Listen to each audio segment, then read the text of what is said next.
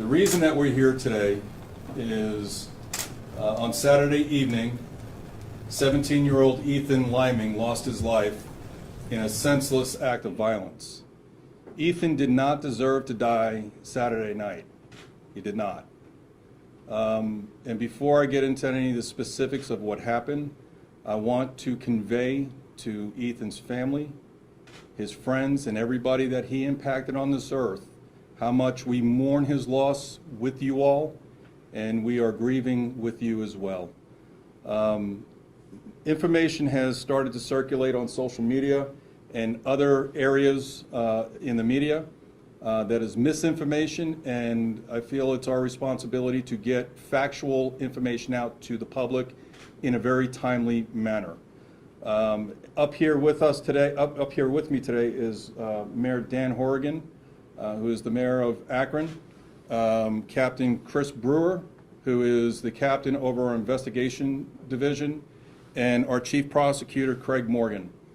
We are all here to answer any questions that you may have. And before I get into the information that I will share with you all, Mayor, would you like to address? Yeah, and we are addressing the incident from last week. And it's a troubling trend around the country when it comes to senseless acts of violence. And this is about Ethan and to his family, and to his churchgoers and people he played sports with. You know, my condolences from me and the city of Akron to you and your family. Like I said, this is a trend that we have seen, mayors across the country have seen, and there are a number of victims of gun violence and of violence that we need to find a solution for, which is exactly why we as a city have been putting resources into that. And I won't go into the specific details and try to get you that information. But to Ethan and his family, our deepest condolences. Chief? This is an ongoing investigation, and while I'm going to give you certain information, you may ask me questions that I will not answer at this time, because I do not want to jeopardize bringing those who were involved in Ethan's death to justice. And I will let you know if that question is asked. I will respond in that way. So, what we know, Saturday night at about 10:46 p.m., our dispatch center received a call saying there was a fight in the parking lot of 400 West Market, which is a parking lot just east of the basketball courts at the I Promise School. The caller also said there was a person that was down. Our officers would dispatch at 10:46, and they arrived within 3 minutes of the call. When the officers got there, they found a male laying on the ground in the parking lot, and he was unresponsive. Akron fire medics arrived on scene almost immediately. They tried to provide aid to who we know now to be 17-year-old Ethan Liming, and unfortunately their efforts were unsuccessful. And Ethan was pronounced dead at the scene. APD detectives and crime scene unit technicians arrived on scene, and our investigation began.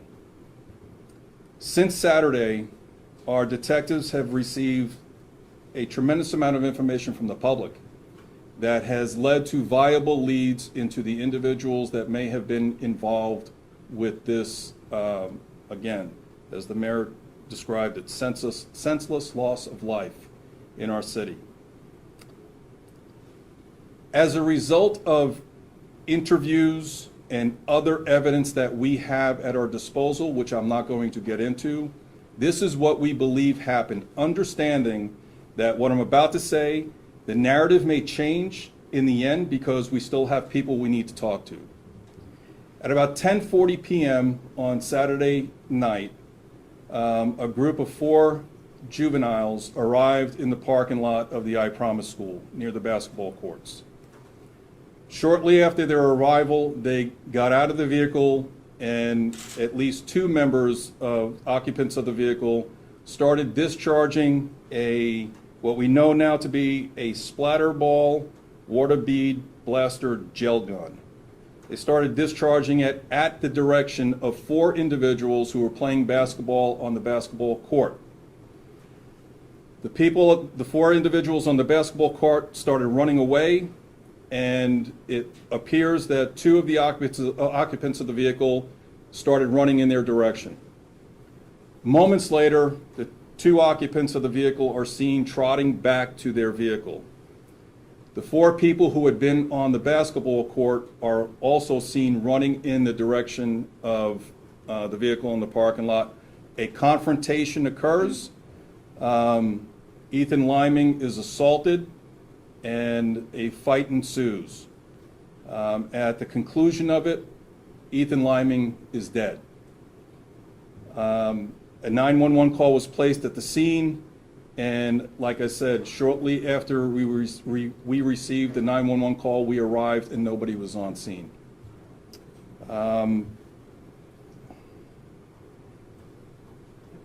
We're not going to get into who we believe the suspects are. We're not going to get into anything more than what I just shared with you, with the exception of this. Since Saturday, there were assumptions made that this was a race-related incident.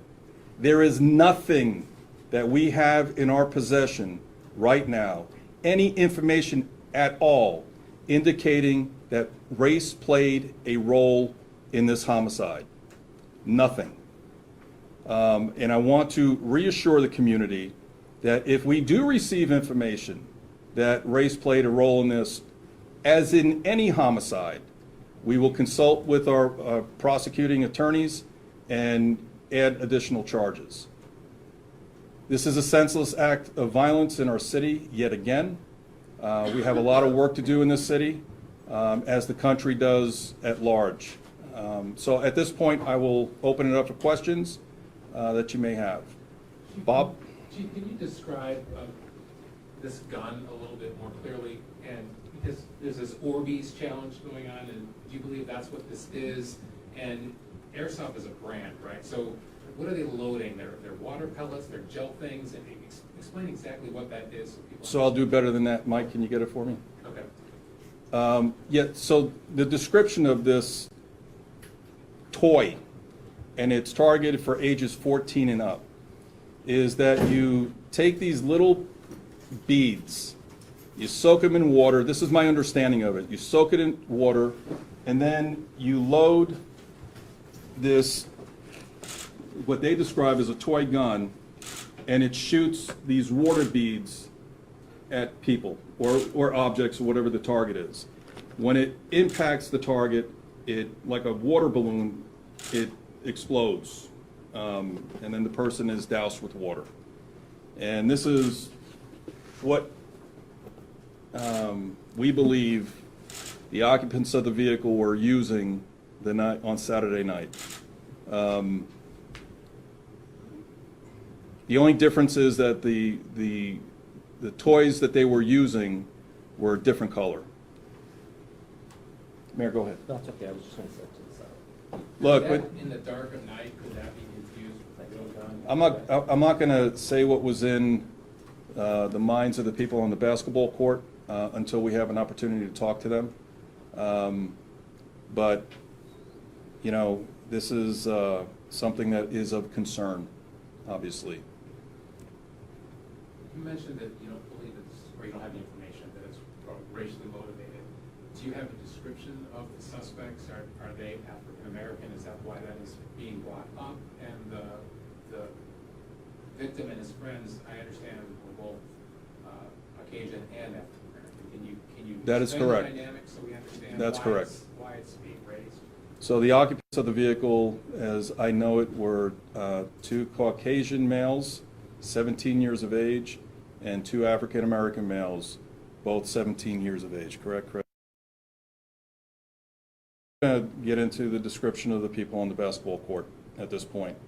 Again, I don't want to share any more information about the suspects in this case because I don't want to jeopardize identifying them. Do we know if the victims and the suspects knew each other? And this happened on Thursday, right? Not Saturday? Correct. I'm sorry. Thursday night. Thursday Correct. night. Yes, thank you. I don't know that to be the case. The vehicle that was driving and with the 4 passengers inside it all to be at the basketball court, do we know, were they there intending to play basketball? Were they just there as a meeting point? Did they go with the intention of finding people to maybe pursue these toys? Start to speculate. It is hard to speculate what their motives were. We have spoken with the occupants of the car. I do not believe that they were going to harm anybody, but I don't want to get into that as well yet. When we get our investigation together and it's concluded, then I will be more than happy to share specific details of the case. Is there anything in the police department's mind that would justify what happened as a result of what these juveniles were doing? Again, until we have the opportunity to speak with everybody that's been involved in this, I'm not going to comment on that. I will tell you this, that Ethan Liming did not deserve to die that night in that parking lot at that hour, based on what we know. Jim? Chief, is there video of any of this, and have you seen video? And if so, could you describe us what you did see? We're looking at a lot of evidence, and there is video information that we have. I'm not going to get into the description of what I actually saw on the video. Like I said, I'm hesitant to give any specific details at this time because I don't want to jeopardize the case. Ma'am? Have the people you talked with been cooperative with the Yes. investigation? Yes, ma'am. And again, I want to thank the public for sharing as much information as they have been. Do you have any suspects or persons of interest? Or, I mean, there's leads and promising leads, but do you think you know who did this? So we're following leads, and my hope is that we're going to identify suspects soon. Can you speak about the safety of this area? His family question, you know, whether their video cameras might have been working at the time, or just the safety of the area in general? So the video cameras in where the assault took place, you know, our entire country is dealing with a plague of violence. Akron is not immune from that. And in terms of additional violence that happened at that specific location, I'm not aware of any at this time. I think there has been an investment in and around public safety facilities and public schools around video equipment. And I know even as a city, we've embarked, I think, on a significant effort to improve a lot of those video efforts. So the video that you've seen of this, is it like a cell phone video, or is it like surveillance from business, or? So we're looking at several businesses that had cameras active at the time of the assault, at the time of the homicide, and so that's the video footage that I'm referring to. Yes, ma'am.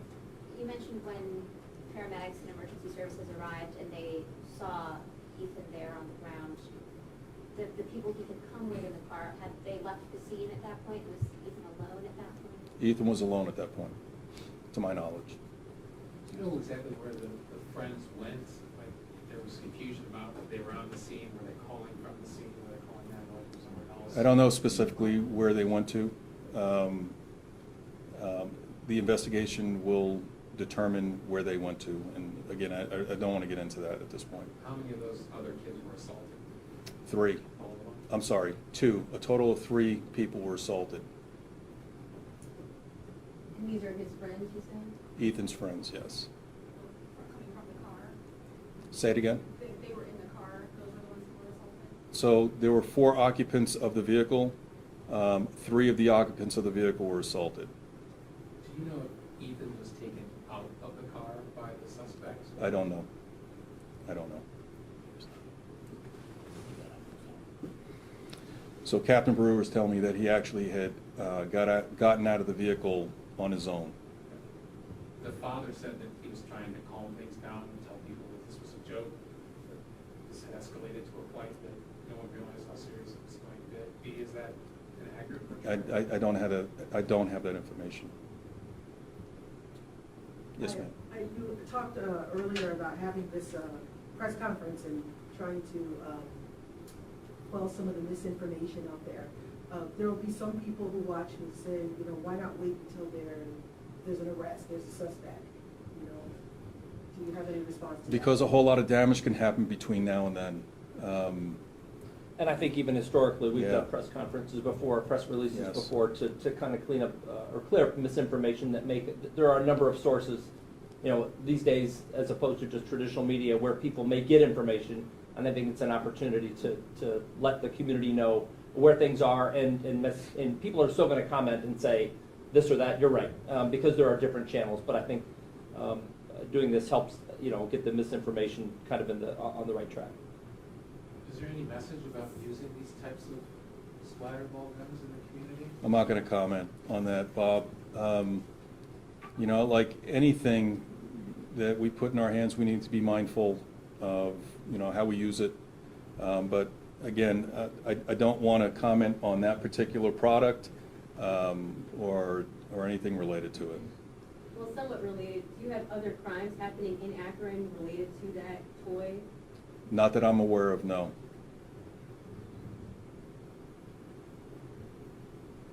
Did you say already who owned the toy?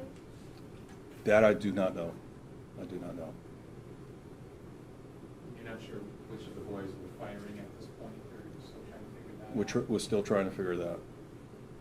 And was it confirmed that they did indeed fire and actually hit someone in the group on that? Again, until we have the opportunity to talk to the people that were on the basketball court, that would all be speculation, and I don't want to do that. You don't know if they were hit, that the kids on the basketball court? I do not.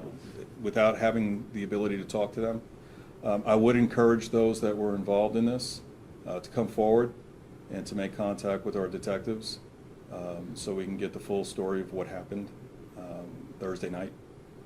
And again, I want to thank the public for sharing as much information as they did. Ethan's loss is a loss not only for his family, as the mayor said, for everybody that he impacted, but another loss for our community. All of us. All of us. Every time we lose a member of our city, it's a loss for this community. I know that we are collectively as a community working towards trying to identify a solution to this. I know it's ruled a homicide. Do you consider it a murder? We haven't been able to classify it yet because without having to speak, our ability to speak with the others that were involved in this, we're going off of the information we have. Craig, do you have anything you want to add to that? No, just exactly what the chief said. Information is very fluid at this time, so until the investigation is concluded, we wouldn't be able to make a decision on that. But as I said, the biggest thing I want the public to know, based on information that has been brought to my attention, that is circulating in the media, that the information we have in front of us today is that race did not play a role in this homicide. And again, we mourn the loss of Ethan with his family and everybody that he impacted in his 17 years on this earth, his short life. And my heart goes out to his family.